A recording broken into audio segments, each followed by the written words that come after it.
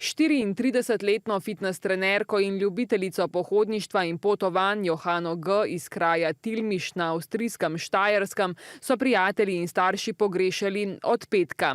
Včeraj pa prejeli novico, ki so se jo najbolj bali. Policisti so 34-letnico našli mrtvo. 30-letni osumljenec, pripadnik specialne avstrijske enote Kobra, je po večurnem zaslišanju priznal, da je žrtev zadavil, a trdi, da je šlo za nesrečo, ki se je zgodila med sporazumnim spolnim odnosom v avtomobilu. Dogodek je skupno še toliko bolj pretresel, ker gre že za drugi femicid v zadnjih mesecih.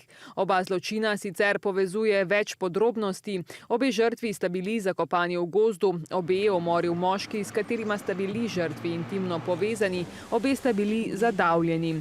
Vzrok smrti Johane mora sicer potrditi še obdukcija. Specialna enota Kobra, kateri pripada osumljenec, sicer ni del policije avstrijske Štajerske, ampak deluje na zvezni ravni, še pojasnjujejo avstrijski policisti, zato da pri preiskavi primera ni razlogov za pristranskost.